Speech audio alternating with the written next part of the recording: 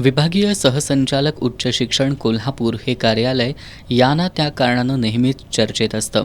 काल गुरुवारी SC, ST, OBC प्राध्यापक आणि कर्मचारी यांना संस्था चालकांकडून अन्यायकारक वागणूक मिळत असल्याचा आरोप वंचित बहुजन आघाडीच्या वतीनं करण्यात आला होता.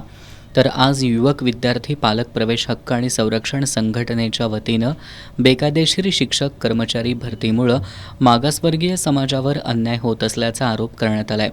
या संदर्भातील निवेदन त्यांनी सहसंचालक प्रकाश बच्छाव यांना दिलंय. तर 4 वर्षांपासून सुरू असलेली बेकायदेशीर शिक्षकेतर कर्मचारी भरती विभागीय सहसंचालक कार्यालयाला कशी निदर्शनाला आली नाही असा सवाल त्यांनी उपस्थित केलाय. याच कार्यालयामध्ये गेल्या अनेक वर्षांपासून ठाण मांडून बसलेल्या कर्मचाऱ्यांनी संगनमतानं कोल्हापूर, सांगली आणि सातारा जिल्ह्यातील अनेक महाविद्यालयांमध्ये शिक्षकेतर कर्मचारी भरती बंद असताना सुद्धा गैरमार्गाचा अवलंब करून 200 ते 300 शिक्षकेतर कर्मचाऱ्यांची भरती केली आहे. यातून या अधिकाऱ्यांनी 25 ते 30 कोटीचा आर्थिक गैरव्यवहार केल्याचा गंभीर आरोपसुद्धा संघटनेनं केला आहे. याशिवाय याच अधिकाऱ्यांनी या भरती प्रक्रियेत आपल्या सगळ्या सोयऱ्यांना सेवेत रुजू केलंय.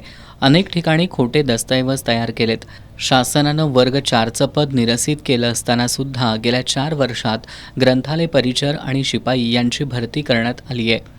सन 2017-18 नंतर कोणतीही पद मान्यता महाविद्यालयाला दिलेलं नाही.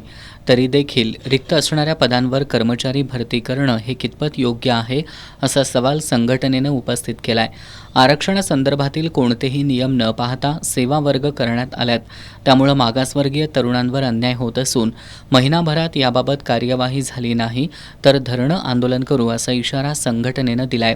विभागीय सहसंचालक डॉक्टर प्रकाश बच्छाव यांनी यावर 28 ते 30 एप्रिल रोजी सर्व महाविद्यालयांच्या प्रकरणांची चौकशी करणार असल्याची ग्वाही दिली.